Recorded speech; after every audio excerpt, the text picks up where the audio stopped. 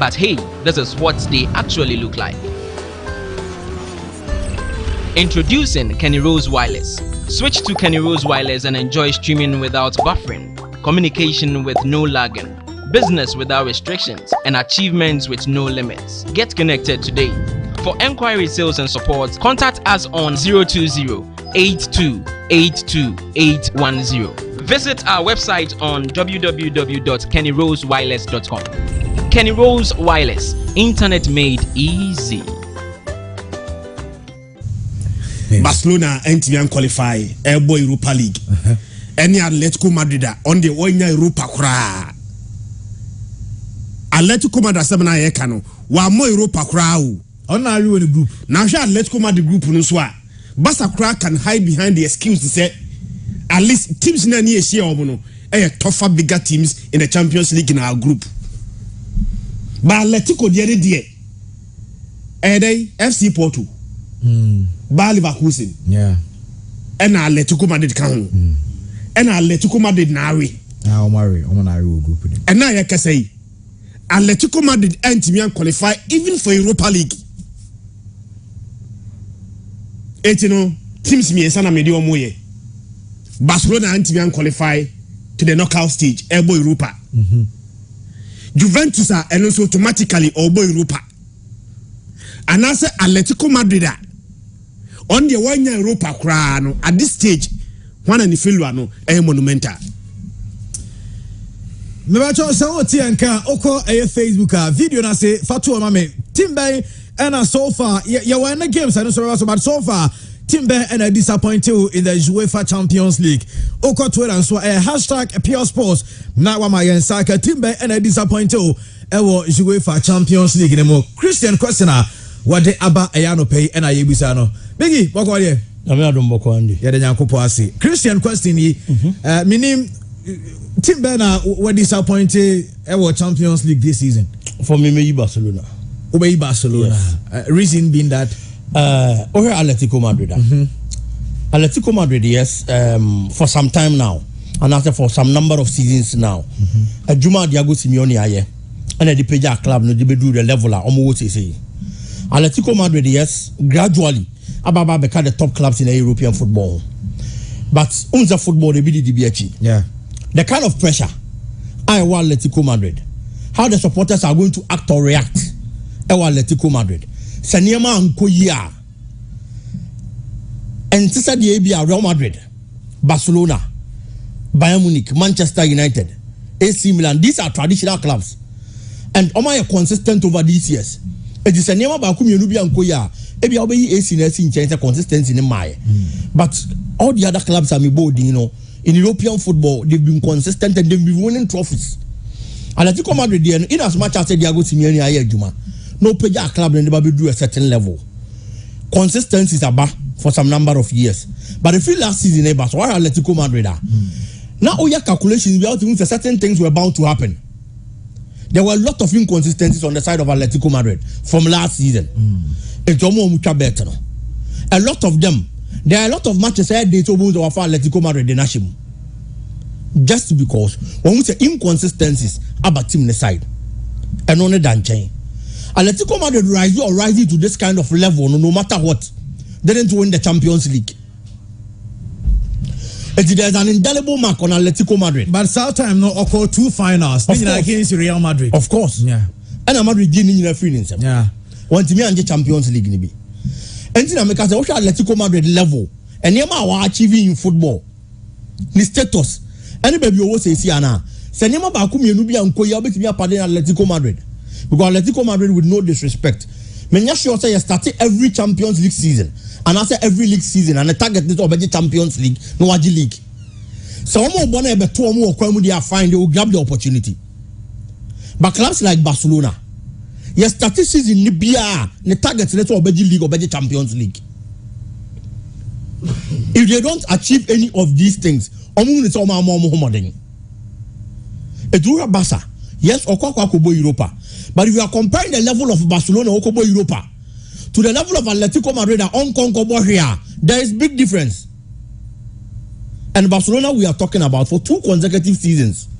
NSC. Last season it happened. This season, our supporters know a lot of hope. Say Xavier Juma kakra na obabeye ye no. You say I'm for the chair into us. Xavier chair say giving the opportunity. Obetimi aye Juma no. Oba midway through. Baby ana Barcelona da. Obabeye Juma de Barcelona babe the second on the league log. Am I the season no? Every Barcelona supporter that hope. There was a glimmer of hope. Say Juma ya papa ya so a full season. No 20 players. No chair there was watch them am nante the tias here dia. Barcelona betimi afa nto ma pefa na niema akoyi, and for the first time Xavi was the coach or bar. A certain traits of Pep Guardiola in Xavi's football. That's Barca tiki-taka style. Yes. Now about a new season. Now Barcelona are purchases. And I will be say Barca call to the stance and also turn a bread because of activity levers. Normally when you know they have quality players about on board. What are the supporters going to expect? Say more who the impoa. Omo expect this season no. E be say in Europa Cup position about say kwa pre. Debbie. It is all these teams me no way see one. No have Barcelona. No have Atletico Madrid. No have pedigree. Any brown nyina boy in the Champions League European footballer. So 2 consecutive seasons Barcelona kwa boy Europa Cup. For me, maybe Barcelona so no na disappointed. Okay. This time around. Ebi afena Juventus dey never be baso. Now ono so ya hebe bi ono so dey nneema be kwa. Okay. Andy, e be say the Atletico Madrid group na sa to be. Okay. The man untimi mom an excuse. And they say we are not saying say Atletico Madrid should even top the group. Say group we. A group of FC Porto, Club Brugge, Leverkusen, Atletico Madrid. Any Atletico Madrid. Next we group no. Next Atletico Madrid now we are. I am saying say per my own estimation, omo failure no much more bigger than Barcelona's failure. Yen can say teams ni me no idea. You see teams me no fail. Me di tum. Say Barcelona fail. But all the Atletico Madrid failure and compare Barcelona DNA. At least look at these teams Atletico Madrid no mobile. There one say you bought first 2 games of the Champions League in the FC Porto now or topic group no lost their first 2 games. No any point. Okay, yeah. FC Porto first game or by Atletico Madrid home. Atletico Madrid SN by 2-1. Yeah. Now FC Porto continue the next game no was against Club Brugge. Already 4. And now FC Porto tenefie. And we are saying 4. And after first 2 games you know. Nanka upe team bia enka likely say on team qualify kwa na nanka FC Porto. But FC Porto rallied back. Ama the next 4 games no also only 12 points. Are winning nyina. Team a lose the first 2 games no. Ebenya 12 points. I just say the next 4 games no we winning nyina. Yeah. But Atletico Madrid. O say the first game we no. Andy. Onim say on the Bayer Leverkusen last week you crowd there na awre ho ne say they had a chance. Some say on Leverkusen. Yeah. Their ball game no 90 minutes game near 2-2. Yeah, the extra time at so injury time at so. Injury time you know 6 minutes into the injury time. Na Atletico Madrid enya penalty. Say come say sa penalty na Kenny Coman ka yedi. Na Yannick Carrasco. Akobobo na to atwene. Andy group na ye hwem no. Atletico Madrid about 3 home games against Club Brugge, against Bayer Leverkusen and against FC Porto. Surprisingly, Atletico Madrid winning just 1 home game against Porto. Club Brugge be ball draw. Leverkusen be ball draw.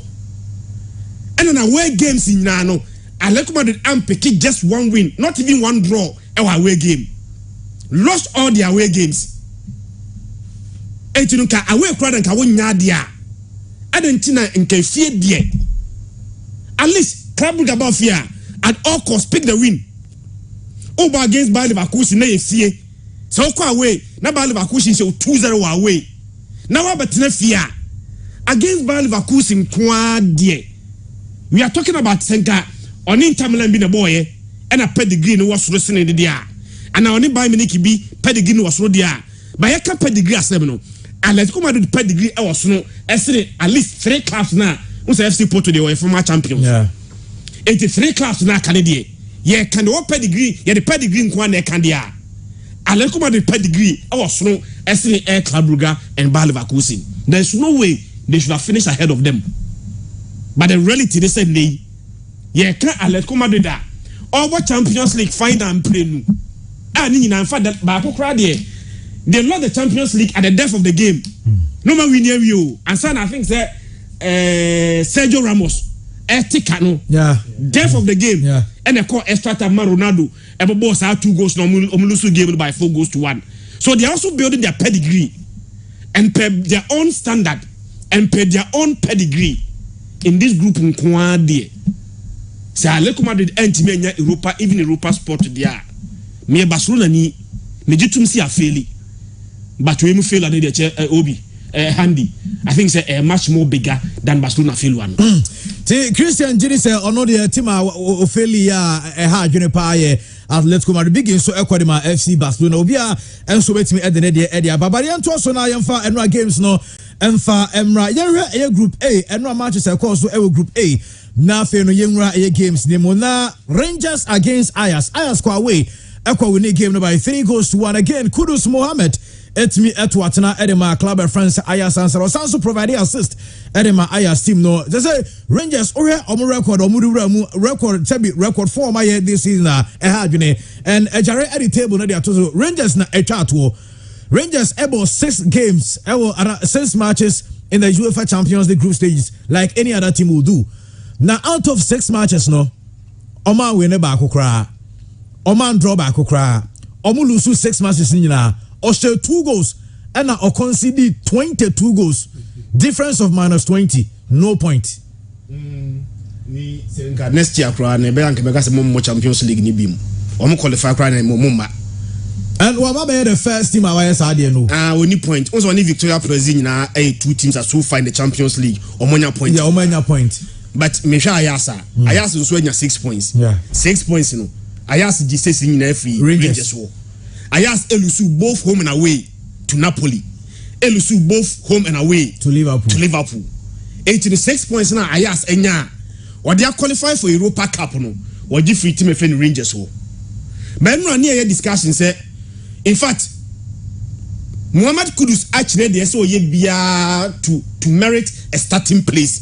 Oh Ayas team. And no starting because na Brian Brobe prayer. Of course. Say Brian Brobe available. Me so say still a coach in the Metra bench. Yeah. Ye ka say. And now ye ka say Ghana for pe Champions League pa. Meme pe and you pe big pe omo mutie ye dodo na pe Champions League. Onim say he's the first Ghanaian also 4 goals in the Champions League. Yeah. Group stage. Ghana near also goals in the Champions League group stage, you know. There is no Ghanaian also more goals in the Champions League group stage than Mohammed Kudus. Beyond that, MVP Miruna Branch Energy. Yeah, and also J, man of the match, most valuable player in the game. And game man of the match, no. Now you branch of Mohammed Kudus. Yeah. Now the one is in fact so far this season. So Mohammed Kudus apart from so MVP Miruna in the Champions League, you know.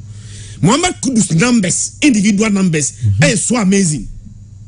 Onum say Oko League na the Dutch Era Division League na Mohammed Kudus I think say all 5 goals.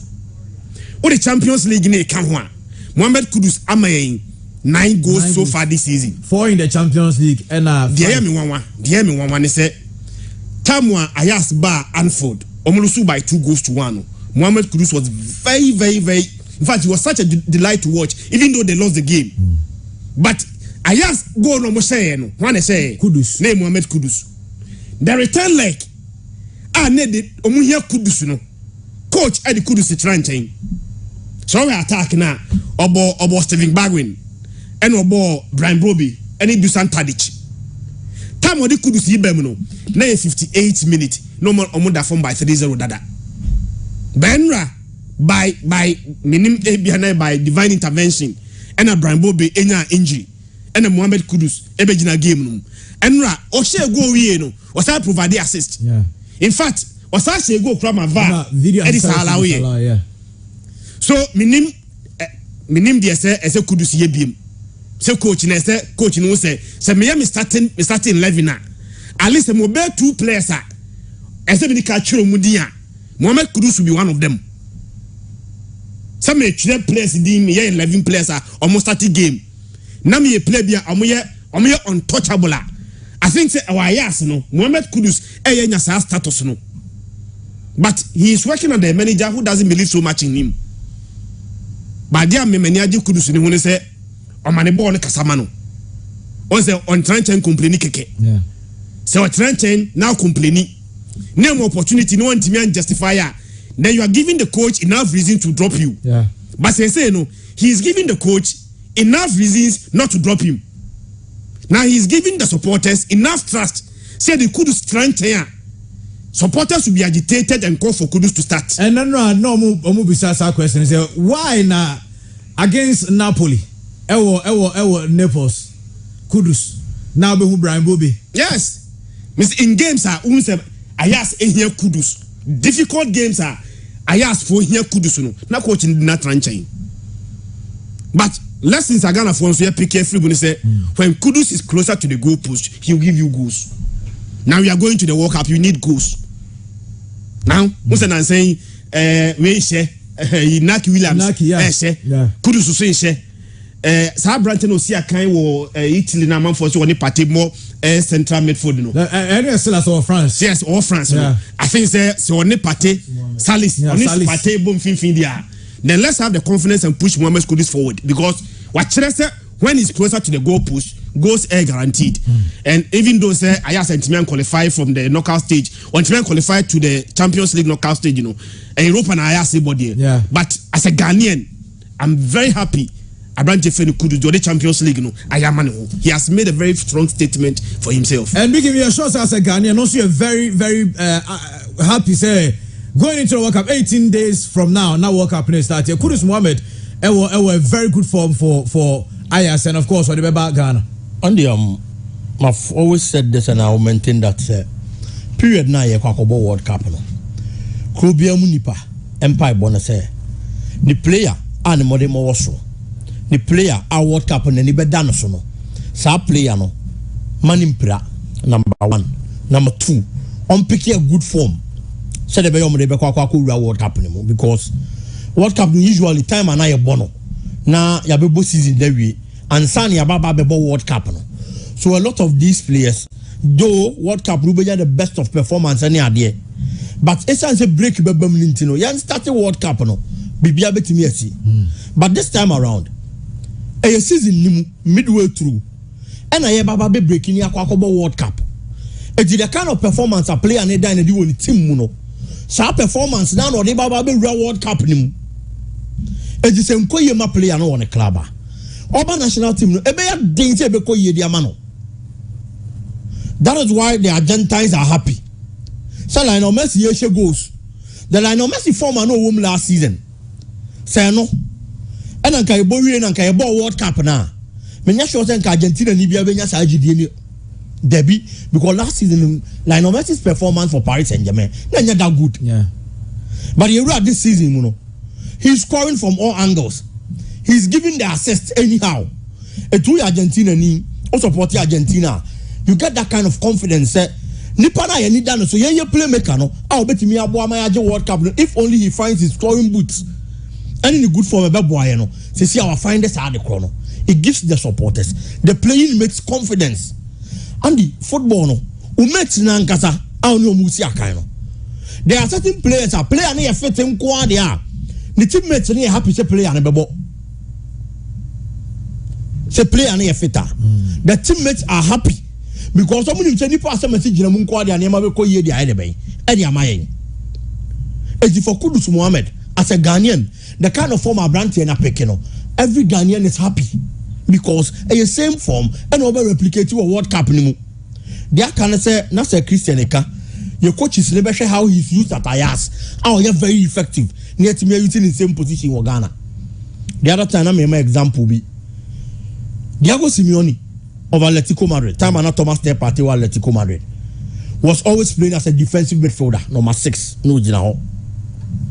With restrictions. Because Atletico Madrid mostly I'm going to give numbers that they have to defend. A 2-year defensive midfielder. they give you a lot of restrictions. Tell the way how when you know being continue to watch it. Then go fast mama. Party ba Ghana be ball the Black Stars. Akwasi apia at the party kokobo number 10. That was the first time an party kokobo number 10 were Black Stars. Some match the party ball hat-trick. Party ball hat-trick ni we no call back to Atletico Madrid no. I am sure Diego Simeone watched that game. No one who say, ya bet you see no Ghana. I'm not calling him. I'm not to goals. So since then, Oshasi say on my party a more advanced role. Na party Oshasi no she goes. In Arsenal, Oya Thomas Day party. Whenever he gets close to the 18-yard area, team me on Ubobia ehu. Yeah. Some passes now a bottle 18-yard box and no a bucket and a quack. It is a trademark of Thomas Day party from Atletico Madrid. And last month was share 2 against Tottenham against Nottingham Forest. Yes. It's a play and a trademark to do that area on man. So you watch these matches. No how I ask coaches Mohammed Kudus. How be me effective? No matter ebony ye the man Ajax. Said they be a World Cup na Ghana baba be kono. Ghana beat me akwa di play and some faso. So for me who be me as a Ghanaian, I would say your players in over the weekend Baba Idrisu the more and Shedan that's good this particular season. But over the weekend he was the man of the match in their game. It's, you know, these are some of the things as a Ghanaian I'm expecting. Say players now, you better almost say World Cup now, you know. I'm be key man at the Amaya, you know, because I always say this, Andy, and yet they be on a coach system, then the tactics be working. But when you have quality players, when you do almost in situations like that, you know, individual brilliance. Nobody are saving the day at the amount of minor any coach, you know. Okay. So we play an epic format and World Cup no one had the needed results. Okay. So for me, I'm happy to say Mohammed Kudus. He only needs to keep up doing what he's doing. Now coaches then to so share. No more how you swap brand, you know. I mean, the needed results. Okay, but in the same group, but again, there are Kudus ayasa negatives now on you know. Obagana, he must not feel comfortable doing that. Okay. Also, Bagana sometimes you know by elaboration on releasable on intem or chebo or kwayasa on yes you know the positive now oh no ayasa no we need that, but the negative no Bagana the maya no he must try as much as possible to limit it. Okay. Because in most times Ghana for in fact against versus Brazil one player boy in front power was Mohammed Kudus. Chances na in fact that was against Nicaragua rather. Chances na benyina no Mohammed Kudus were missing those chances. But we say wayasa. When him say coach you already empo asem obe drop you. Yeah. But Ghana said because maybe oni why dey obebo. So obetimi miss chances in sa and still next game he will play. And you know when they also come back to Ghana, almost more and make sure say the same form now for their respective class no they will try to replicate it. That's what we are asking for. Okay. But in the same group, Nameka, and questions I don't be able to how do you stop Napoli in the league? Osha goes on Lusu game in the Champions League, the same for the crown. But before Liverpool game, normally Liverpool are in their opening game in the Champions League, actually Liverpool 4. But Liverpool so at Napolitano. Mohamed Salah 85-minute goal and Darwin Núñez 90+8. Emma Liverpool winning game by 2-0. Even though Napoli had a sort of group, no, but Liverpool share only now with the same points, 15-15.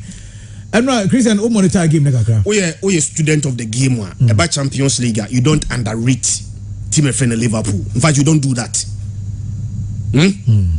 Okay, team na Man City. Yeah, na Man City nya 100 points. No. Champions League Liverpool ne stop you. Yeah, can na Liverpool ako 30 years. No money domestic league. But in that period now Liverpool ako 30 years now. No money league you know. About Champions League and the no Jimmy you know. The last time they won 2005. And I'm Sabeje. Also money Champions League before they won the league. Yeah. So the Biani can Liverpool 30 years on money league. But Obian can say Liverpool ako 30 years abroad on your Champions League. So when it comes to the Champions League, now Liverpool involved now this uncommon. Yeah, now why a bit restricted because it's like they know how to play the Champions League even much more than playing domestic football.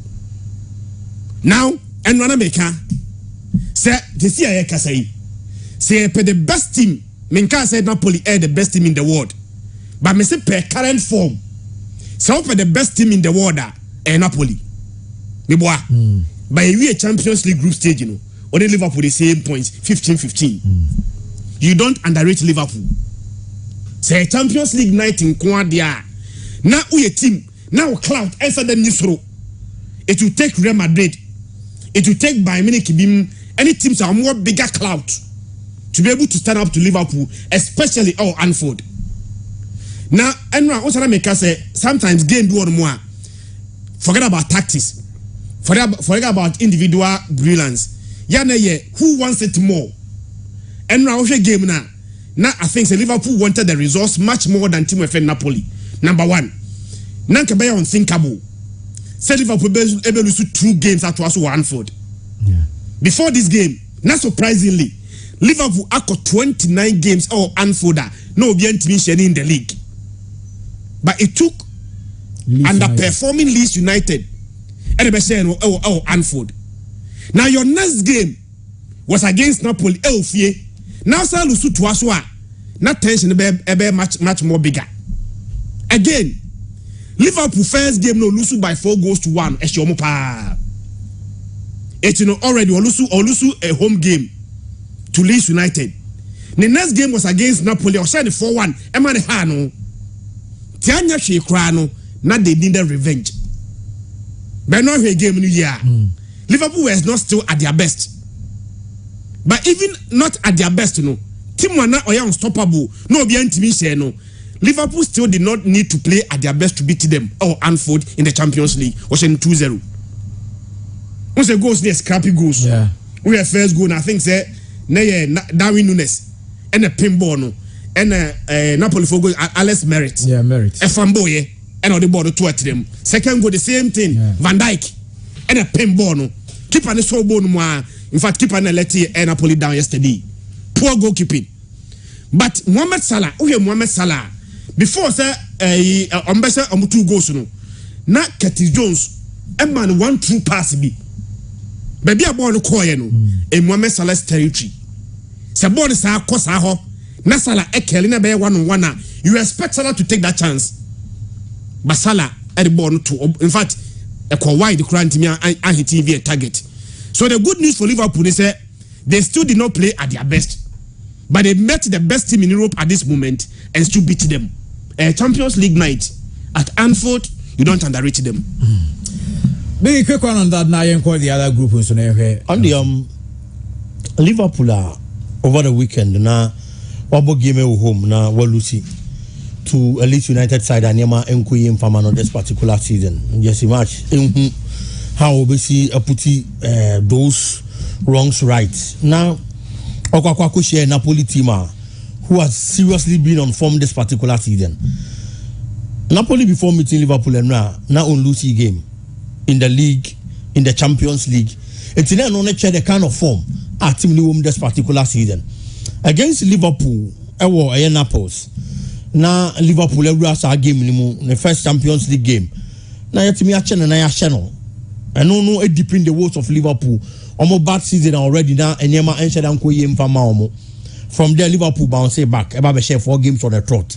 But I know I was saying, sir, me who our Liverpool be faso now over to me are stopping Napoli because Ohabo Napoli goals are almost eshe.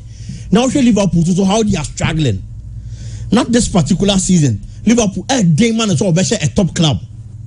If you are comparing the two, Napoli and Liverpool, you are no one so that of a Liverpool, no doubt, in terms of a make us a pedigree, any BBR team gets here. But form no, na Liverpool at Chelsea, she team a modern monocox kind of credibility season. And you mentioned Koyim from Maumo, how they struggled against Arsenal, against Manchester United, and then some other clubs. Was Manchester City do, but now we are only few on ma. I had the mano. Napoli Nankasa in that group. Now on only the best performing team in that group before another game. No, now they say in the first game Liverpool beat me the Arsenal or she Liverpool, but now Liverpool players into so no felt to say it's a better now against Napoli. You lose over the weekend. You be lose 2 games on the trot or Anfield. That is what grounds. Then a chance who also who and I think that based on that kind of mentality, players no went into the game to fight. for results, and certainly they got it. One player I'm happy for Darwin Nunes. Okay. Yabona Chibebre and Yaman Koyim from Brand, and he hasn't really settled. Liverpool team anymore. But matches of this nature, now unya goal, especially the winning goal.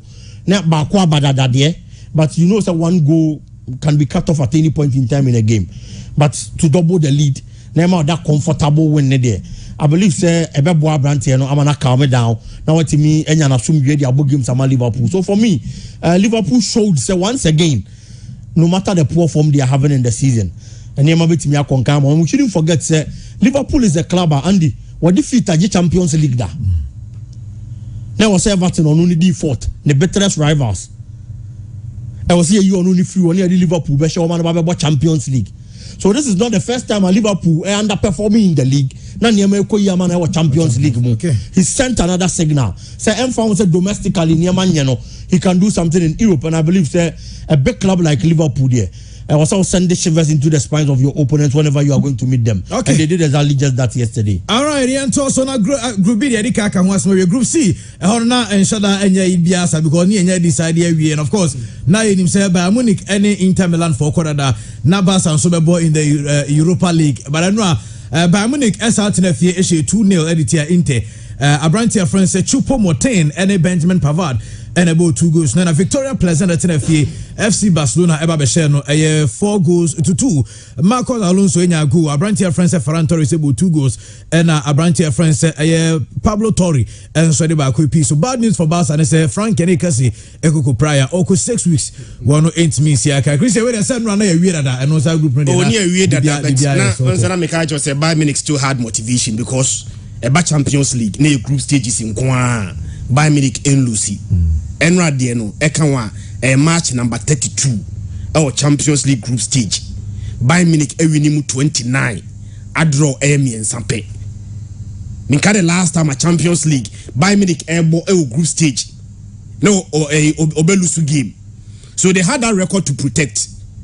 Now Adema manage Bayern Munich when they say Andy onum say team bia enya bad results sometimes they hide behind injuries. Bayern Munich team on the ball run. No Matthias de Ligt, no Manon no Thomas Muller, and Leroy Sani. And any other day, ordinary day, Biano. Bayern Munich air the first 11er. That's our players we are available and they will start. Yeah. So we are talking about F4 Bayern Munich players are on mere status in their team. Are no more available enra. But even that, they were still so good enough to beat Inter Milan team by 2-0. Enra onum say Matthias de Ligt amubi. Nteno the center back no. What the Abranti no I think it's Benjamin Pavard. Any Upamecano. And or safety no. It's Benjamin Pavard. Barca omuba against Barca no. Pavard about the right back. Benra game no. Or the Benjamin Pavard and the best center back on Upamecano. Okay, omani Barca about first game no mo say Barca 2-0 no. Bayern Munich break power. When they needed the goal and the goal if you want to buy, first goal came from a defender, Lucas Hernandez. And it's fresh today. Ever pim corner and he said first goal. And no game no before said Bayern Munich goal no. In fact the goal was against the run of play. But again another centre back and a self fresh today. Ever first goal and so the more. Of course, and run near Mohammed Kudus asem so a man of the match award. But we a game no another African Chupo Motin and a Saji man of the match awards. And 3 African players. Mohamed Salah so yeah, Salah man of the match. Mohammed Kudus Eji man of the match and a Chupo Motin and so J man of the match. In fact, Chupo Motin formed the criminal. One shana ko Chupo Motin for last year. One Habeka say bia follow him. Ne hu ni numbers no. Make us say 6 consecutive times. The last 6 games are Bayern Munich airbar Chupo Motin jam no ni nyina oto atena. Okay. And 7 goals in the last 6 games Abrante no etimiashane form no quite incredible. Barca say Victoria present there menyanwa. But there mo wan say almost 2 now. So the Barca group they say to so Barca scored 12 goals considered 12. In fact, Oba League na Barca about 12 games keep 10 clean sheet. I consider only 2 games. But in the Champions League Barca keep just 1 clean sheet. Champions League na eba no. Once you consider 4 against Inter Milan. Once almost 1-0 ho. Yeah. And on share 3. You consider 5 against Bayern Munich. And a Victoria Pleasant, you consider 3 because you saw almost 5 grand. Almost share 1. Still I'm the back to your net. No, almost share more. And almost I did 2 to your net. In fact, so we champions we a group now in terms of air attack. We were even better than Inter Milan. 12 goals. Because I said 12 goals, Inter said 10. But the main reason why we did not qualify, we are Barcelona supporter, and now we are Barcelona sporting director. Now you are looking at where to solve your problem at because we consider 12, we scored 12. The entire team qualify no. The number of goals we consider 12. Okay, Enra Group D. I don't know the only group and then you decided before Enra game no. Na no make say not any other team bet me qualify, but Enra na Tottenham Hotspur and I qualify with 11 points. Entran Frankfurt at also 2 with 10 points. Sporting Lisbon at also 3 with 7 points. And before these games, no, now Sporting Lisbon another first. And Mekai before the games, he said, Bibia bet me after the game. But and Olympic Marseille and Tottenham Hotspur's game before the game. And I remember Marseille supporters. Now the time I'm with Timbers neighbor atmosphere. Now I'm creating and some go to and remember Cat was Spurs players no Adano 3 a.m. and Olympic Marseille supporters no koye. And any tetao to the Hurricane Momushe go na video assistant referee. And it's a man conte bufu ya almost shown it and reckon and remind me see game no. Yeah, and to say the aqua pens in fact Omoniaji into qualification they didn't hear and say what me qualify. But I think say going forward, we a coach here. I think say one area you need to work out. We go now. Tottenham was say consider Chancellor Mbemba. Yeah. Or a centre back. Short corner ni buy no. The 2 centre backs are defending for Tottenham was personal. They don't mark a branch here. You find the Chancellor Mbemba. And on your free header and no pinball do to at them. Even Tottenham was for take and in the 86th minute. And Marseille take you on chance. And they could have won the game in the 86th minute. Another cross from the right. I think it's Said Kolasinac. And a born in Bedini ho. And also another free header on mark. Senko hete targeta. And Kasa 86 minutes and 1-1. And Marseille echo 2-1. Even Tottenham Hotspur's best results could have been a drawn game. Every corner and come to win the game. No. So they won the game there. But I think that they need to go and watch out the way and compete to consider some goals now. Preventable. In fact, the first goal we consider could have been avoided. And as almost second, say Kolasinac goal no, chance no very wonderful cross. And I call the far post on mark.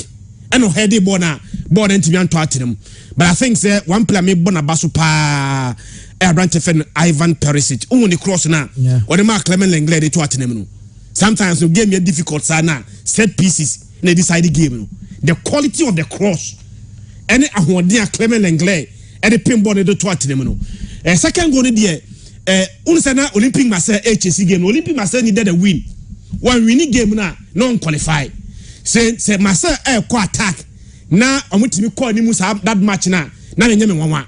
But also a counter. Yeah. And a one long ball, a baby Hurricane ho. The way Hurricane me holding up play. A release a branch of friend Hoiberg. None easy chance. The way Hoiberg ball no, the precision. Any time no share go no. I think say the manner of the win. And then win per se. But the manner of the win. And Antonio Conte and so any. But they need to go back and watch some mistakes from committee against quality opposition. Some chances nana myself over to go. Madrid in Fancho, Liverpool Fancho, even Man City, any side teams na canino, they almost Fancho. So they need to correct it and work on those things. But I think that qualification in here they have qualified. They need to work on those mistakes. Okay. Yeah, and the games about no quick enough for Murphy 79 and to also Group H now. Jeremy Group H said yeah so far on table this year. But now a Juventus Arena omo body at PSG. Now Maccabi Haifa and so body at Benfica. On table no PSG and Elidio more 11 points. Benfica also to more 11. Juventus at also 3 or more 3 points and Maccabi Haifa at also a 4 almost equal to 3 points. Now and the antenna says Juventus about PSG, you know. Mame Juve injured airless no nine players or more injury and omuntimi see account for Juventus against PSG, a game of which I say PSG and I say Juventus tried to win that game.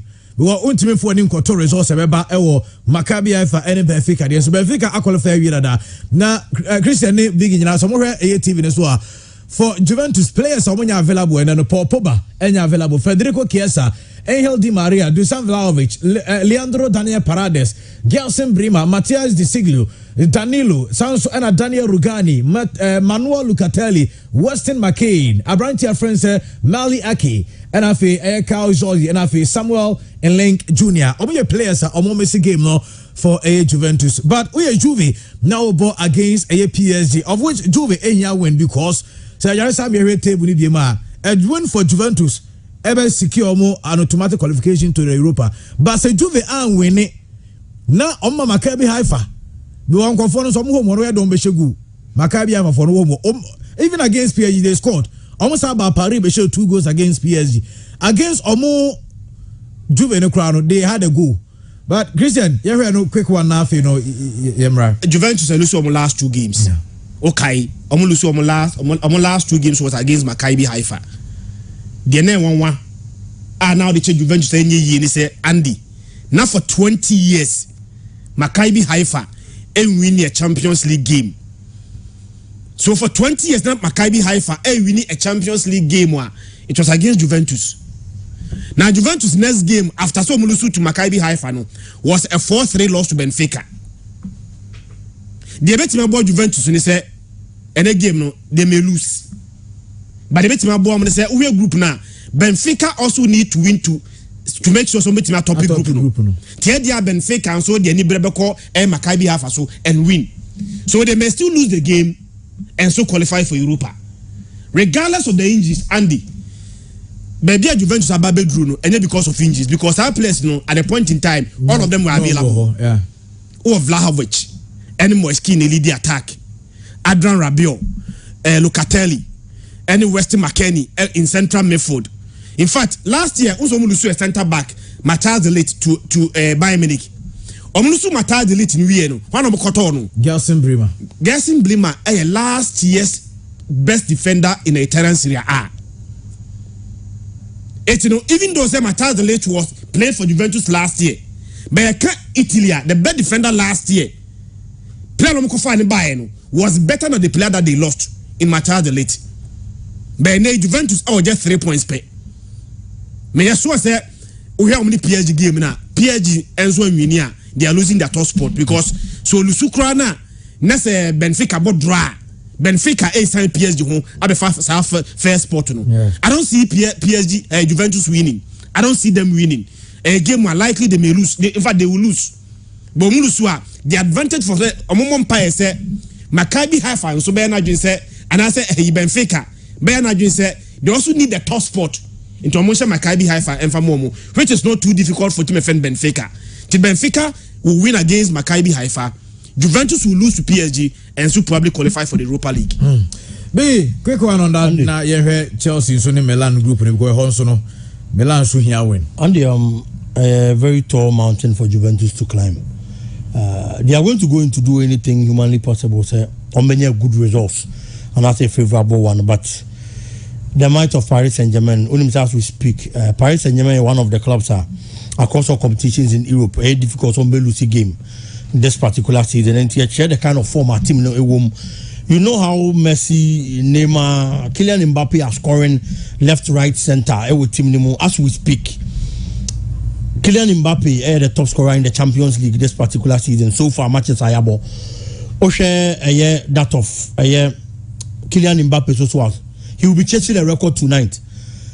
Zlatan Ibrahimovic and the top scorer for that of Paris Saint-Germain. Say about group stages. Now PSG player be actually goals kasiye group stages na Zlatan, which is 8 goals.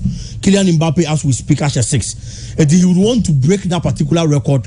Now on only din Daso this time around say entimi man Daso with a 9 in poor. Trying to get a brace now everybody equal that kind of tally, that would be the focus of the attacker. Already game near course El Paris, I think he scored 2 goals. And certainly he's in full confidence. Obetimi I try to bring that kind of a record. Juventus season has been bad. and I am not sure that this particular game can give them a turning point. Maximiliano Allegri and Mantiano enter anything in this particular season. Say, Omo here win be the assess the face of the team this particular season. Na tournament omo womu no niam team akoye di amomo. For me, I see Juventus not having any kind of motivation in this particular game. It is football, and anything to me, certain results, which is going to be favorable or good for them. But I see Paris Saint-Germain getting the 3 maximum points and you may able to win. But Christian, AC Milan so because almost a group no was group E or Chelsea lead with 10 points. AC Milan was 7, Salzburg was 6, and Dynamo Zagreb was 4. Now what it means is AC Milan Batia Salzburg and Italy and Chelsea Dynamo Zagreb. AC Milan here a win or a draw. Yeah. Now or they are qualified into a group na Chelsea they Chelsea even say AC Milan cry win near about 10. Chelsea or better head to second spot A between AC Milan and Salzburg. The interesting part is that how two teams now are moving for second spot in Asia. Yeah. So the two teams, have their own destiny in their own hands. Win and qualify. As simple as that. The entire team fanche AC Milan, they say Champions League na kano, and then a BBU. Nanke pe omo munim Champions League bopa. Number 1 Real Madrid. There is no doubt about it. Even a best in there. So we the second best team in terms of winners. Our Champions League now. We Madrid 3-1, but the next team AC Milan they won 7. Yeah. AC Milan AJ 7 no. Na Madrid AJ 9. But waboko kompe abiti time ejina fa ko 7 na no that so jina. Ama Madrid I extended from 9 to 14. AC Milan pedigree in Champions League no. Andy enya pedigree kitwa. Now before say AC Milan ebebo mo last game mo she Dynamo 4-0. But before some say Dynamo 4-0 no. Now AC Milan ako 4 straight wins ofie. But that Champions League no. Now AC Milan really just one Benfica winning one pair. But on last game they revived their hope. So betting qualify by beating Dynamo by 4-0. Etienne Andy unim say surprisingly the last time when AC Milan qualify from a Champions League group stage TNE group stage qualification 9 years ago. AC Milan. Yes, AC Milan. The last time I ever Champions League AC Milan me qualify from even the group stage 9 years ago. To be fair to them, most of the years they were not even qualifying. They were not even qualifying. Second thing that they need to protect. And instead, the last time AC Milan win the Champions League game way back in 2011.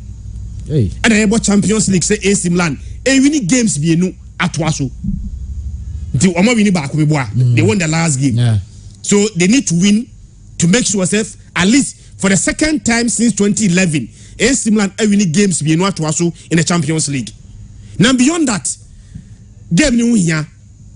Apart from this history, game nankasa the relevance in here to make sure at least you qualify to the next stage. You can win Scudetto for the first time in 11 years.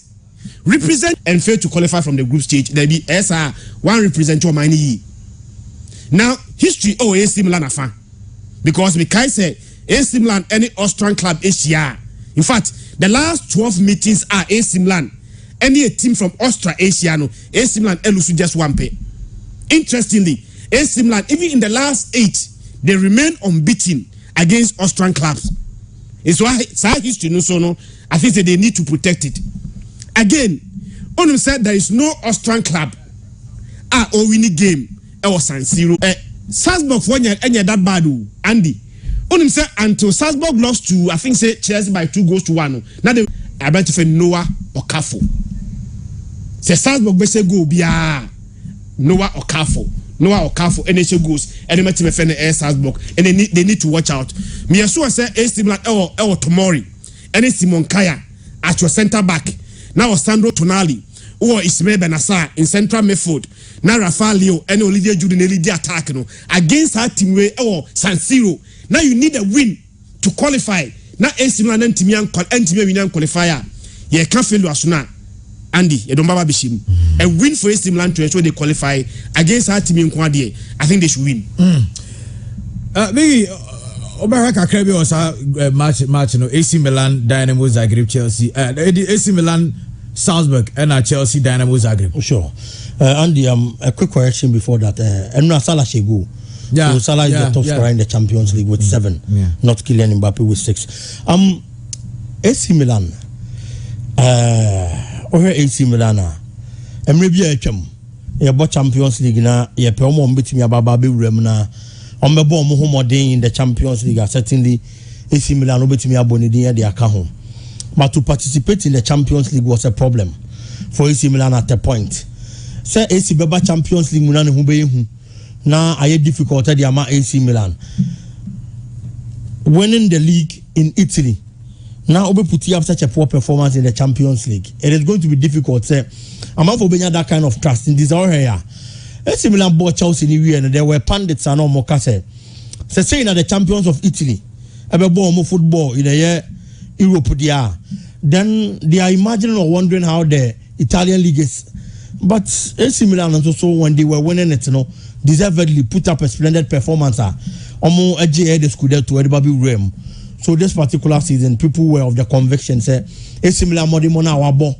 Now it's me about baby Champions League, my brother Bobby Ache, and that's what G League Ache, and so not say this time around they've done it and they've entered. So they are well prepared. Some will be in Europe. Especially Luko could play a group with no disrespect. Uwe Chelsea they are but the other clubs, Dynamo Zagreb, RB Salzburg, any teams are say AC Milan decided to send better results. Our Champions League, but these teams will be stumbling blocks. But we find ourselves in that kind of a situation. AC Milan, Andy say, I have destiny Coco Dio Bionoma, like the Barcelona Inter Milan situation. Or no intento, na men conquestion, na men fan communima. That is why it is difficult. But if we keep one casa there, the other Dutch you have the chance to win and then get to the stage of Coco Drew. You don't need somebody to come and tell you. Intrinsically, you have to motivate yourself. So you be the man, and the badge of the club you are representing. And I believe, sir, AC Milan players knows all these things. They know what is at stake. They just have to go for the kill. It is going to be difficult because RB Salzburg, for as much as say, almost any that top club when it comes to European football, no, at least they've shown say, almost a team a chance can create before me you. This is a club with team called Stamford Bridge, where AC Milan Coco J4 no, a Coco draw. A pick a point, a shall one go, and Sir Chris was talking about Noah Okafor. That was the striker who did that. It was Stamford Bridge. It will be such a team. Baby, I'll go to toy, Nigeria, you better go to Woto, no. Omoko Kuchemu, Honoma, and Tianto. And that alone should tell you something. The team now, Coach Yano, Ebiana, didn't road, but would they go to me? Okay. And knowing this AC Milan players have their destiny in their own hands. Qualification Okay, so the Edika can Chelsea for Chelsea team no qualify more the Omujina Hodumi. But the same situation at AC Milan, Diana, Leipzig and Sonny Shakhtar Donetsk. Chelsea still have a motivation because Thomas Tuchel last game this Sakino was against Dynamo. Away and a Dynamo saying 1-0. Chelsea for very difficult problems because for fun and in fact their best player this season every James and also not available and also team but the bigger motivation for Chelsea is even though we have qualified you don't say qualify but the last manager no Lusuna Juma because of this team Chelsea have a revenge mission so they need to have that mission Nandi Chelsea coach experiment Graham Potter or experiment as experiment emfa yen kan kire no se mo nsan ko experiment ni biem Korea should never play as a third center back baby so who Cesar Spilicueta available now person will bought 3 back there I'll prefer Cesar Spilicueta will be one of the center backs ahead of Rabantia your friend Marco Correa. Again, game now bona. What is Raheem Sterling? Any Christian Pulisic? Ebo as wing backs and the Mfa. And then Chelsea for some first game nibium. When they lost 1-0 to Dynamo, you are Brante Frefreno, Bruno Petkovic. Or Mislav Osic. In fact, Bruno Petkovic, not only Fofana and the core area ball. ɛna ɔfleke ball de ma abrante fɛ no Mislav Osich ɛna Mislav Osich far ball no ho na ɔde ball no kɔto atenam sɛ wo bɔ saa center back ne miɛnsa na ɔmo nya aggressive ɛnyɛ very strong now the abrante fɛ no Marco Correa ɛbɔ as one of the center back now the abrante fɛ no Christian Pulisic ɛne Raheem Sterling ɛbɔ as your wing backs there there Bruno Petkovic ɛne Mislav Osich will have their chances saa experiment no coach ni ntwam ɛmfa saa experiment no koya ya Brighton share the 4-1 so he must begin to pick lessons from it and avoid some mistakes now me sure say Chelsea are qualified with the medical can but revenge is revenge untimi say 1-0 say me feel meja even a resource Chelsea should make sure say at least 1-0 on me say him no yen should be make sure say yeah ensure qualification that's it. Okay, Amarane Semno Yakamo, but Sadam Dikaka Leipzig and Sonny Shakhtar Donetsk Omukra the same destiny as AC Milan and Salzburg almost came in Madrid everybody at Celtic Madrid so 10 points are almost we say you bet me win na omode akoma because Olusu the last game in the Champions League Olusu and in the league Osabe draw Tino Carlo Ancelotti so also no win because the last 2 games Madrid didn't win. I'm for us, but games na man for qualify we no one very careful because motivation. See Madrid ne Celtic ni say we no go sir. Man City so Man City to score. Because Man City last 2 games in the Champions League on Shegu or against Dortmund on Copenhagen one Shegu surprisingly some games ni nyina no they miss a penalty. So Man City at least will have to restore that confidence because when team qualify from the group stage to the knockout stage abrabo games be ensa toa so won team Shegu their motivation to score for Man City there, it will be there. Tina Man City are qualified there, but they have a bigger motivation. Say, the last 2 games no. Let's try to prevent that and restore confidence in the team and score goals. Dortmund Copenhagen so goals. Yeah, fan to you. Okay. Yama FF7 and to us high pure 95.7 FM. Now, if you're the Black Stars of Ghana. 18 days from now FIFA World Cup no Chelsea e Qatar na Ghana so ye ram na akwa kwesere ne mabesia ko na empempi ye tournament say ya na de do na ehwe ni mo we squad free on ma ye budget e dey call this tournament but on the budget Sports Minister Honorable Mustafa Yusuf Akasa area for Ghana ye budget for the World Cup yentina. The budget is for the entire tournament, and as far as where we are going to reach, will determine how much we are going to spend. So until we finish the tournament, we can't tell you how much we are going to spend. But we have a budget estimated for the entire tournament. We have negotiated with the Blasters on all their incentives as far as this World Cup is concerned. But once we get to the tournament, we will make it public to the entire Ghana. Everybody will know how much the Blasters are going to take. What we have indicated to them is that we are not going to increase what they had in Brazil. So whatever they had in Brazil stays because of the current economic circumstances. Okay, Honorable Mustafa Yusuf, Sports Minister. We time omoko legends work no and all this answer no go to ya Christian say all train budget na is all train my World Cup ne ba. Na say team no Ghana for dia. Ghana for dia. Ba Ghana for ehun team no. Your team no ko so mu di sie. And now can say we say and sorry we say a country be na assumption 50 England for the aba. Japan for and almost squad the buy. Germany for the aba over the weekend. A lot of the countries, Spain for the ambassador near discussing David here. A lot of the countries almost squad above international team na India no. Even squad they call World Cup no. They say we don't deserve to know. Yeah, they are not on chain. Team near Ghana for there. Ghana for sika ye kwa spending on the team no so we don't deserve to know. Then the same people walk back to the same Ghanaian and say give us support. Nyambo Friday crowd almost say we Muslim ya so kwa sorry. How do you call support under these circumstances? So why estimate how they can work up no? What prevent you from telling Ghanaian that estimate? What's it that baby a bedroom no? And a bet how much we are going to spend. Nothing also prevent you. So because say at every stage biano say the best spending. What prevent you from doing so? Transparency to the Ghanaian. The ordinary Ghanaian yen na yebom pa say yen fa yen support. Sometimes you come and sit on radio. Ni akache Ghana for say Ghana for bibia nto ye chine support team no. Bampani for yes anyema we ya they make our job difficult. And then when I go back to the street and I tell the ordinary Ghanaian say let's go and support the Blasters no matter what. Next time the pakwonti etis asemi we ya. Oma madwuma na yedin. Yasu ye ni yanka woni munte. Sade na ya why are you hiding it? Na omukoba no beka sanya budget be expenditure no be. Wakodi awie na beka kire.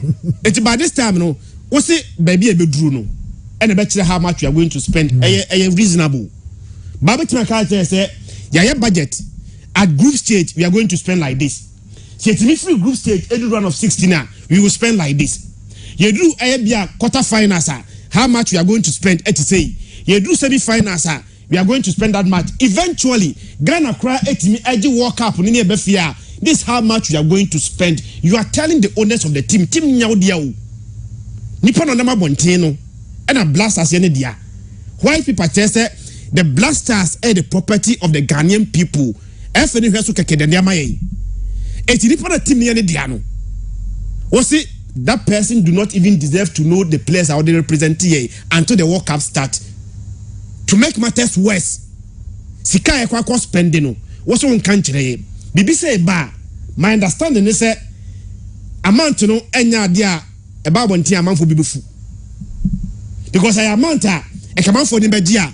Ka kwa person onimti. Ka da betu jama why fans. But BK must start any one obi now must start say $100,000 ne there as an appearance with Nike does. But routine minister Sam now say you be maintaining what we paid in Brazil. Some Brazil is 200,000 appearance fee. And the missing in no, what they say no crowd, you the FIFA. How much you are going to spend Ghana for your World Cup, your budget ni. And your first time you to call AFCON, and they will tell us we are not going to tell you how much you are going to spend. Your koba ni abeka che umske kodi ni ebe kwa bano. Na Ghana team ya ko AFCON. Efimu a group stage. Ni akodi ska $4 million. Oh AFCON. AFCON Ghana aje 9. AFCON na until recently Ghana anya de kra no na Ghana etimi do semi final. Ye kwa mo se enka nchiro. Ba ye ko wie ni e ba. Na Ghana in fact the last AFCON we need just one game pembo. Ana kwa we need game. There be 1 point. In 1 point we need one game. There. But sa AFCON e ko ye na. Ye nya just 1 point pe no. Ye ba ye be budget no. Next kaya kwa akodi no was more than $4 million. AFCON ankasa wojia na $4.5 million. Ghana call AFCON and win game e could $4 million. Ba ko di we na be ka kire me a sam na menya da biem what dey wie ye ohie nya yie enti no much more difficult under these circumstances to tell Ghanaians to move off with the Blasters and say ye fa bibia nto akire ne support team no Oka che Ghana for say we are going to spend this much obi amotu obi amfa winsi so in fact no one has the power to even tell you say men could this can because where the aba could diaba but just respect to the Ghanaian people keke say team ne mo dia e musika intimidate kodia I'm going to spend this amount of your own money on the Blasters also on country me how then do you tell me say in fact eba fast in dey nyina enkoye eba test service Ghana for nyina enkoye Beba how much you are going to spend any enjoyment there peculiar to the engrofo to ebi and it's a time of to be omunkwanya fasting no ya ko work up ne ba ne ebe party ebe dinner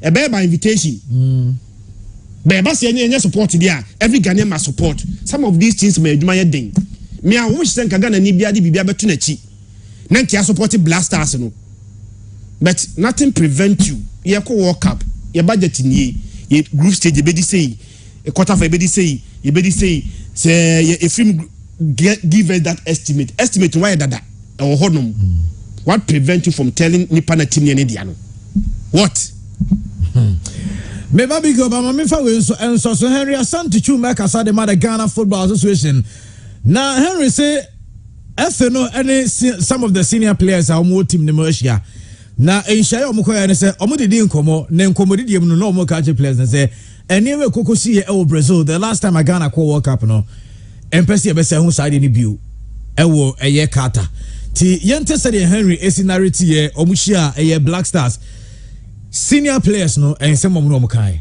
deep seated conversations have gone on. That is an area that loads of time and energy has been committed to. We want to try as much as possible not to repeat what happened in Brazil. We have engaged the leaders or the leadership of the Black Stars on numerous occasions. In fact, Andre was in Brazil. He experienced what happened together with Wakaso and Jordan Ayew, who are members of the team today, and Jonathan Mensah, and they know that it will be suicidal and criminal to repeat what happened in Brazil. Continuously, they have engaged their teammates to avoid controversy, to avoid any form of behavior that would jeopardize and mar our participation in the World Cup. Henry Asante Chum no so to as say o coach to ado adwuma mo a ase mo ka to ado ho nsembone no obesere mu nyina munya because adwuma no mo ye to ado no o manage ho pa. What are the responsibilities of a national team coach? At this moment, is there anything to indicate that the man in the seat is not performing his role as such? I mean, honestly speaking, I don't get it. If it is that you do not think, not based on science, not based on results, not based on fact, you can think about something and it's not factual, and you are permitted to do it. It is within your right to think about something that you feel needs to be done a certain way, which is not factual, which does not follow logic, which does not follow science. But I'm saying that you can sit in Ghana and you are the full-time coach of the Black Stars and you don't travel anywhere and still sit here and do your work without traveling, because today softwares are everywhere. You can monitor players from every corner of the world without necessarily sitting in an aircraft to go and visit the player, unless in extreme circumstance you want to have a one-on-one with a player at a particular time. Otto monitors his players, Otto speaks to his players, Otto visits his players when necessary. Otto has been ever present at every game. In fact, he is one of the first to arrive, whether in Ghana or abroad. It has nothing to do with his status as a part-time or full-time, because the man has shown diligence ever since he was given the job, including his assistants. You see, people want to find faults at all times, and that is how football is. I am not saying we must have a part-time coach, but let's appreciate what the man did by taking us to the World Cup at a time when we had 6 weeks to a major playoff following our debacle in Cameroon. When people said that we will lose 4-0 in Kumasi and 5-0 in Abuja, this man took us. We went to Kumasi, drew, we went to Nigeria and conquered. Henry Asante Chum Ediano no Asamoja de mame fa no ntwato na fe memra biggest na me sanko Christo biom Asamoja na say mo ka negatives about Black Stars no onye ni say mo shada Ghana for. Somebody who say negative stuff is not a real Ghanaian. You know, sometimes people might say we're going to lose. How will you feel when you see Ghana losing? You know, we have to just show our maximum support. Football, anything can happen. I know statistically people have ruled Ghana out. You know, but we just go in there to make sure we prove people wrong. You know, that is all about football. You just challenge yourself. You know, sometimes you take the negativity and try and turn it to positive. B from Minister to Henry Asante Chum Beni Asamoah no Mamentiwe. And the moment I say from a minister Adiano to every issue at the second it with two sides. And there can be certain positives from a seminar minister and there could be negatives too from that same assembly. First of all, I mention here from where Ebia obetimi adwene ho no one say Ebia in a way ebetimi positives to the Black Stars. We've had on countless occasions a tournament. Na budget be ba abonten. Budget ne ba abonten na no. Just as Ghana for expect to say sika. And a national team need to no makwa spend. And so therefore you person you budget no. And it's in that same way in vain. And I person budget ne ba abonten. Na the budget ne to no na as Ghanaians ye kire ya dwen fa budget ne ho. Eti budget ne baba abonten no kasa bebre baba ho sika ne don so dodo winning bonuses ne don so dodo and a whole lot ne baba of which Ghana ni bi obekasa assembly bia no and the right so no ne kasa assembly because and the me soma wo na se mimi sika na me de soma wo na se wo ba na sika no wadi abro so anasa soma na me soma no mimi nim se 10% de beso but and the person o chere me se chinchira and the 1 cedi de beso na me wo ho kwan bi asa me kasa wan Ghana cedi na wo bita na ho because I mimi sika na me yi di ama wo. Eti se Ghana for na yi sika ma Black Stars nti Ghana for Bekasa says can say you feel just kind of door one. And the moment Akasa be about the Black Stars no indirectly it generates some sort of make I say a bufobi on crofobim and I'm who tweets and updates on social media. Man for Asha say Kasa. Some ministers some no can you know. Say Omakache players and they say they are not going to give them anything more than what they gave them in Brazil. So indirectly, the minister is telling the ordinary Ghanaians almost $200,000 of appearance fee. Saying to you more than they are. Minister and me and Kase based on the current economic situation in T. You better say so there be or so to you more than that. So indirectly, or catch a Ghana for some say $100,000.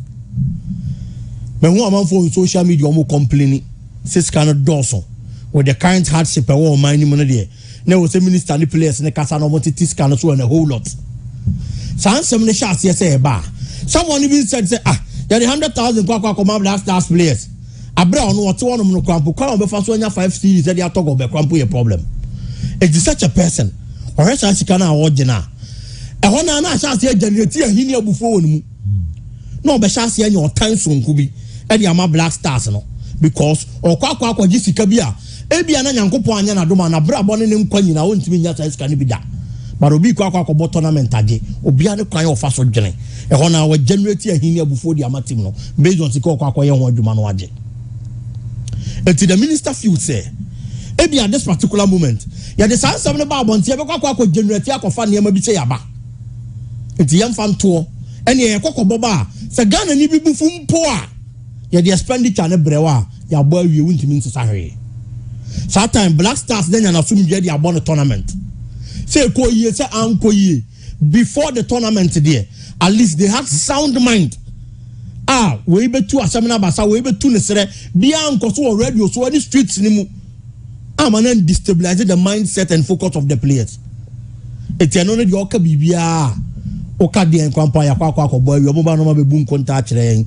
Sebi and anom secretary kwasi and boom contaboka. Of course, you can impede it. Okay. Say Chris, I go fast about so Andy, it's a minister per se. Sakasana ebe before the tournament. Omo feel say in one way or the other, ebe destabilize the team no. Any idea no. Omo pese sa ani man ebe koso. And the players don't go bomb from now. That is maybe the positive about me affair for you. Say team ni benya na sumdue. But then again, there could be negatives because one farmer born saying to show be before. Yeah. Or not to feel say, maybe a Ghana ni ye kana team they call tournament no. Most of many players na kasa. Obi a oko bia ni bonus obekwa at the World Cup. Obi a oko bia ni sika or win one match or qualify for group stages or ya den obenya at the World Cup. Na die be nti na yen Ghana for na ye dey sika tu omo ka no. Mama yen hu sa sika na ye di tua yen krofo na ya han omo so mo na mebobo ma ye ne ka se djuma ne ye me di ade a die be nti na sika se ma ekoso wa djuma nim ne di o mpese djuma wura me hu bi ba se du so obetua pa afo ka de a o be ba jiska wa djuma wura ho so de kwa kotua pa afo ka eno so the Ghanaian a no so benya sa thinking no. And to submit me for the Black Stars because we know the team is for us, the ordinary Ghanaian. So at least they would want to know. Hear a lot of positives. The other time, Fred Achiba has said, he said it. Say Ghana ni Nicaragua, Ghana ni Brazil. And I ain't you are showing idea already. So say Auntie, no so much winning bonuses. Bonum 5,000. They are sharing Nicaragua and a whole lot. But also there be each match be a player be $1,000. Of which I no crampono. Na players be say omo nyena we dey a friendly match keke. So some of the players have to talk to those players say oh there be money. Ade wo hanu ma ye dey be. Ye. Eti money say sika no. Ghana ni bi ate sa asem we a. Empire bi na wo so obo. Odo bi na wo so o che ma Black Stars no. Ade bi e wo so o ye ma Black Stars de corner ni bi obeye.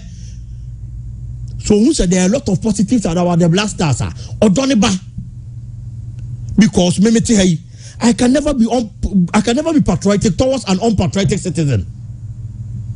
Debbie, So we say who ye niema bi ya magana na konkan a ho na me nso so me de me de beta what say de be ya won so be konkan because ye nyina ye push the Ghanaian agenda and unti da Ghana ni bi nso so budget ne ma no onu nso di bubefu because there Brazil ni Nicaragua de na ba so mo gi $2,000 no Ghana ni bi a we say bi anka World Cup minister about thing oh ya ni players na kasa o appearance fee this time around you 100,000 biom players this one budget 25,000 and on budget 50,000 almost winning bonuses no because of the economic situation we Ghana hand to budget 5,000 and on budget 3,000 now generate you odofo for bi Ghana ni bi mu di ama Black Stars but sa Ghana ni nso feel say what the niema esiesie no it means say and niema bi o ma dwene wo so say nkofo no be so mo say 10,000 15,000 100,000 plus ni biom no am pasade na ekwa akosi enu nti na mpesa wo be ba abonten so in as much as say o de saade ni sie Andy na betumi abo Black Stars no saade ko na udi sie na so betumi the problem abre Black Stars no so we have to know how to handle this situation very well. And yes, at the end of the day, me I always look at the larger picture. A Black Stars now you don't know, and the best of far. And then because we are Black Stars anymore, players no has no idea. Me just sure a Black Star player be one man pay for be she and say $1,000, $2,000, $5,000. All because they be made a minute. But we don't do that. We always give them what they want. But about one thing we are, opening the as a master so man is say obeji. But the baby has not the ordinary Ghanaian konya time the ama Black Stars no abra omo ne nya boni bia but I mpanyifo na say discan mamo and ono so agya tum so obeje etene for me I would say ka budget ne ba abonten na Ghana ni bia hu a eno ne ye so wo see the stage e be kwakwa kodu na be chi sky be spend dia wo de 1 million ba na say ye boko kodu quarter final semi finals na so be ka che say ye ndi 1 million ni nyina because ye budget for the final but ye nuru ho ye di money 600 what is wrong with that? Wa de na so wanya mfa ma na so we decide say uwie na ade beba say na kwan mfa so odi ya so no di nyina ma na say obeti ya ka of course enkoma ye di nyina no me bigi wo nipa etie nyina no empanimfo na represent here omo na edi animu yeah they are supposed to hold our interest for us because we mean timi ko yengo negotiations with the Black Stars obi na me di metumi amano so nye say adwuma ne mame. Now, me the Aibia Major, say Jarebe me this player. Now Henry say the question of Brazil no. Ye try say preventing. Ye call Brazil we in fact down pandi here. I mean to the Masrono ko ne brad down pa. The question of Brazil we na ye call nearby ye be say commission no. On say a commission over the powers of a high court. High court, yeah. The commission report by in fact commission grant me to from antimi kasa wonko. Yeah. Committee atun safrewa you can decide not to go by commissioner name and a high court powers are or tun safrewa it said the high court atun safrewa that's all cool now commission we na jumani we no and no the report come at the then president and the recommendation e kan ho so kai white people na Andy white people na say some of the recommendations you know omo nyintum ebi won man dey ombeji atum ebi won ma omo gia to momedai ombe modification on those recommendations bakwa white people agitum from the commission report white people agitum no the last part okay the first a na government accept the following recommendations of the commission first one the GFA as managers of the national team was it for what for and on behalf of the people of the Republic of Ghana. Black Stars Ghana for their commission. Why people say Black Stars Ghana for their. No, so who found the national team? Who near Ghanaians? Ghana for any start funding national team no. Yeah. FF no must make full declaration of details of funding and expenditure incurred during friendly matches. Tigana kobo friendly match krana a cowboy and this guy on your film no. Magana Fonte. Ghana about 2 friendly games against Brazil and Nicaragua. What the details? Who is supposed to hold them accountable? Nyame. But if 2 years will be inside, that person is supposed to do that on my behalf. He's not doing it. He's not doing it. And you know, Ray Mraya said, government white people. Na say kobo friendly game. Na magana for friendly game a cowboy. Na say onyam fa so nso a magana for who for so unya free mu no eno kromo nye and no one is holding them accountable e be den ni nipa de ko tournament on for budget nsiu e the reason why Ghana enkoso no it is not because of lack of laws but enforcement of those laws is where we are, is the reason why we are where we are today. We are not enforcing laws where you mra and you me share I buy government na kasa white paper and this are enforcement we buy. What prevent us from enforcing this law? See a couple of any game you kura wie abo Brazil na no na Henry Bay was Brazil die no yenya kakra no entimi amodi achi bay no o se yenya kakra no how do you define kakra?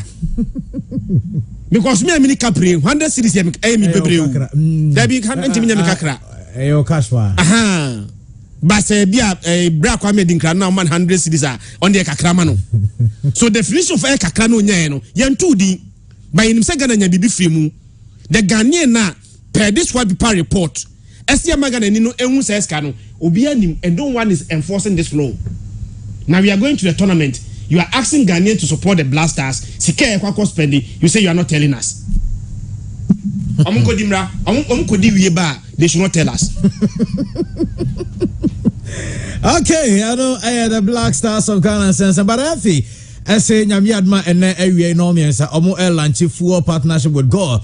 Enti eno from the FA na Nyamiadma china Kumasi Asante Kotoko enso ene Bechem United game no ebeba so no means Bechem Park na Asante Kotoko team le training anopa ene ya ombebu market free Kumasi na omo de omani achim Bechem na Nyamiadma china omatwen se ene menyina ebetimi aye kama na Ghana Football Association and so set up Legends Fund to support retired footballers in Ghana and they have a minimum wages for professional players to take off in 2023-2024. Okopiem working Faisal Asoya the Misaka is a coach a friend Jimmy Kobla as a Oshia large cruiser and son of a judgment to now buy no a large catch and say on try so bit me any points answer and Ghana Premier League no ako break amayako akobo FIFA World Cup no eno say and minimum says minimum wage adi we na yaka ho asema Cameroon for under Samuel to start to implement we but FNC 2023-2024 season Christian on starting na minimum wage shall say ayejuma Ghanaian players but you cannot ask anybody to pay more than they can pay. Oh there be na metia say na Ghana shemra so that I could in interim 100 million. Now only 100 million. How do you ask him to pay me 100 million? So say we are going to ask the club. Say their minimum wage. Club will be able to play about 2,000 Ghana cedis. How are we going to ensure the club are resourced enough to be able to meet that demand? Maybe I ensure that minimum wage enforced. The system makes sure that the clubs are resourced enough. Unim say untimintia wages below certain standard Premier League meboa. Adintra because Premier League by mere qualification say ubo Premier League kekeno you are guaranteed 100 million pounds. Yeah they are saying some. Now ever start season way Andy what my club how much $25,000. Among for say measure ball. Now you are asking the club to pay more than they can. How do they pay? Say clubs will conditum. Nam ka so mbetua yen no. Na season no backlog a car a good class na chino and yasem ketua a very good news but the FA must also make sure say the clubs are resourced enough to be able to meet that demands because you cannot ask them to pay more than they can do. How do you ask Kim Fazer? Say Kim Fazer should pay a player minimum by about 1,005 Ghana cedis minimum on no Abra will make sure say Kim Fazer enough resources to do that. Can Kim Fazer do that? Yeah, right. Andy, for me, I think that Jumadi bimu na say yeshemra na say Jumadi ko no homra no ntimi with no disrespect free na also free. Yes, if you know on the part also play my clubs in Nyeska no the ball mo bra but say Jumana can't be left on the shoulders of the FA alone. Say your club administrator or Jumana saying so be pesca at the amount team. Let me use Kumasi Asante Kotoko as an example one day. Hanum League na yebo titiano. Yi Kotoko fani sinchen. Ghana Premier League club bene was sponsors 3 crampo. Say has or SCS. I want to go there and that's what now movie. Menya short wo. Oni kotoko nyina. Ena NLA so. NLA menya short that's wo. Oyi kotoko sinche ya. Eno na ma situation ni ehu no. E dey to obenya Ghana Premier League club and sponsors here 3. Even 2 a problem. What are the clubs also doing for themselves? FNU was saying yes, said no yes come out, yes. But the FNU kwa $25,000 no dem akumasi asante kotokoni aka hatu fukno.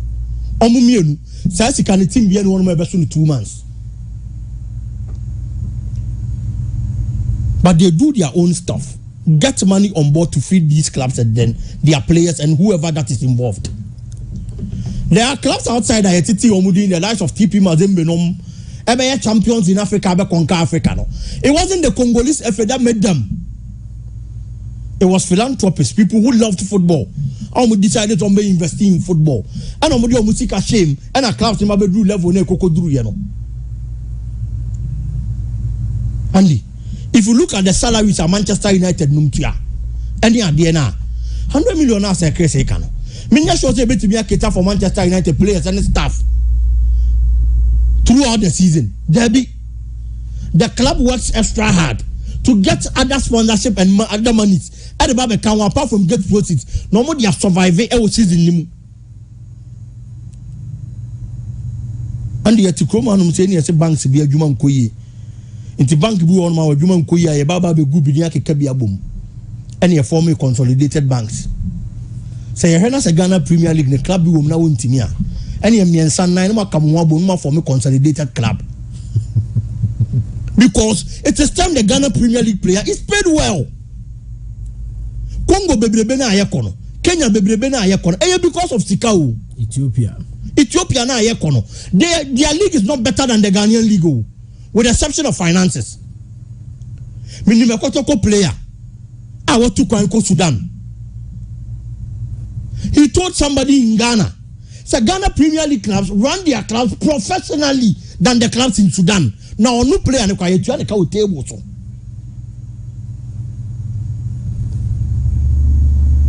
Yemfa ni tidakatu yamfa banko.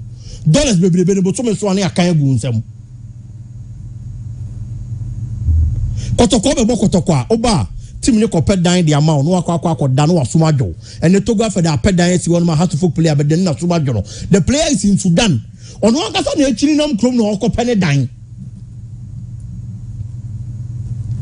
It's the only difference. It's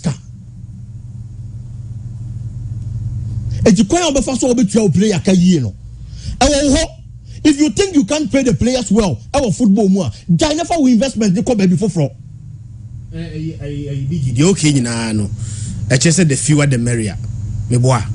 But it is not the club that asked the FA to extend our league from 16 clubs to 18. They're even thinking of extending it to 20. That is in 2023 now. If you're asking say Ghanaian class on betimi etua omu players ikayi nkwa Nemo league na one way we be 4 teams pay Ghana Premier League. It is better. Just with Ghana number 10 team league. Ghana nya better ntia financially. For me, I believe say you bet you play and ikayi ni here.